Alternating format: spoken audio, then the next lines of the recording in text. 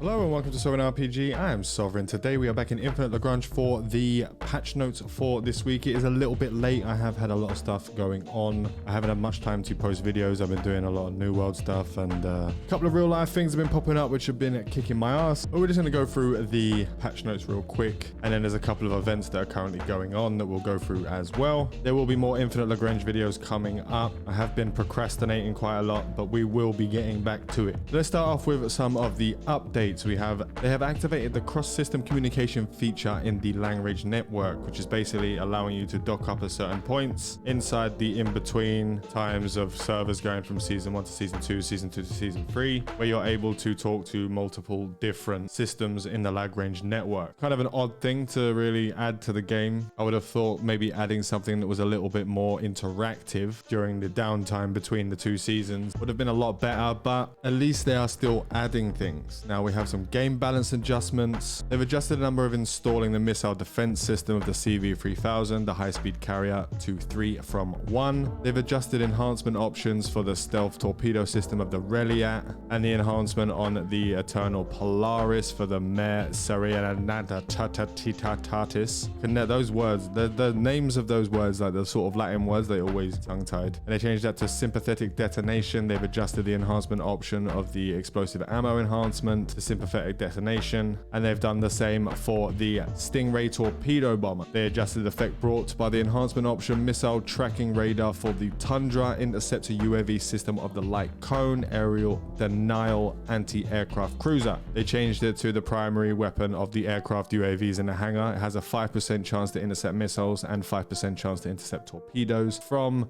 the interception rate of aircraft UAVs in the hangar by 60%. They adjusted the effect brought by the enhancement option of the radar anti-missile enhancement to increases the chance of the weapon system to intercept missiles by 25% and torpedoes by 25%. And they've done this across the board on multiple different ships. They've done it on the Mare Serenitatis. They've done it on the Tranquilitatis. I actually can say that one right. They've done it on the Eris, the Taurus, and the Eternal Storm and Spirit of Uranus. This should help. It's going to be a nice buff for those who are fighting against missiles and torpedoes. It seemed to be sort of edging towards a balancing system of going against the missiles and torpedoes, because they did have a high hit rate and they were consistently hitting unless there were certain ships that actually were working properly, so they're pushing more towards that. They've optimized the performance of description blueprints for basic stats of blueprints. They added a display of anti-aircraft, anti-ship, siege firepower stats for weapon modules when they're dealing with different targets. They've adjusted the UI layout of the weapon module descriptions, little bit of show and tell there just to give you a little bit more information on when you're actually fighting.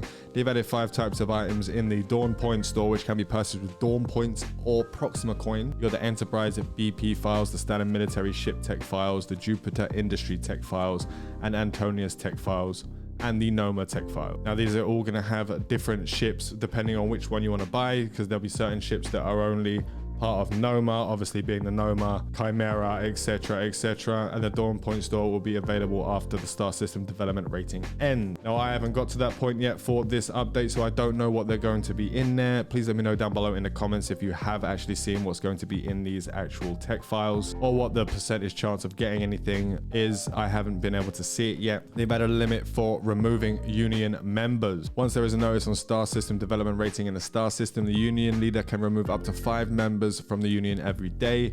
I am not sure why this is the thing. It's actually kind of annoying if you've got a lot of people that are dead in the Union and you want to be adding more people from other unions, especially when you're going into a new season. Maybe sort of assimilate some of the smaller ones. This is going to make it a little bit more of a ball ache. It's not going to be too bad, but it's just going to be a little bit annoying. They've added a viewpoint for switching feature for checking fleet details in a tactical view. Again, another little thing just to give you a little bit more information. They've added new quests issued by Space City. So the bug fixes, they fixed an issue where the anti-missile mechanism didn't work properly for some weapons.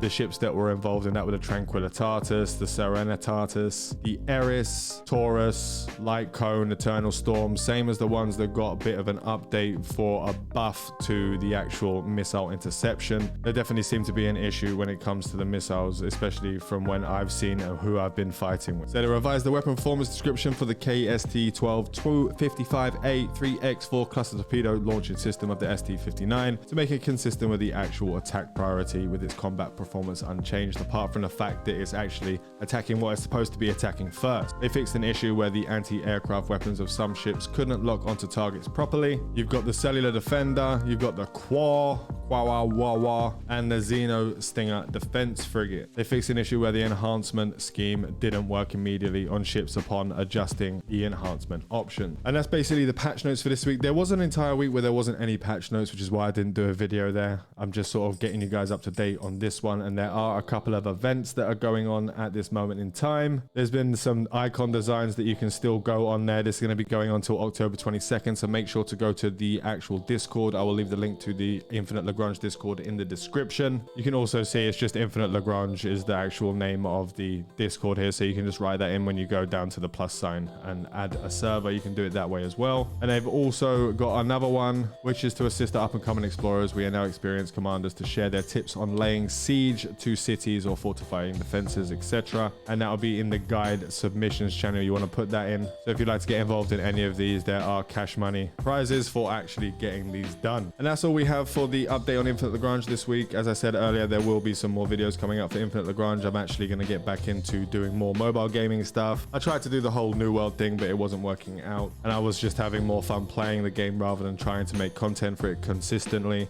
So I'm going to be going back to mobile game and the like. So I hope that's something good to hear. All right, I want to thank you all for watching. Fly safe and avoid local chat scams.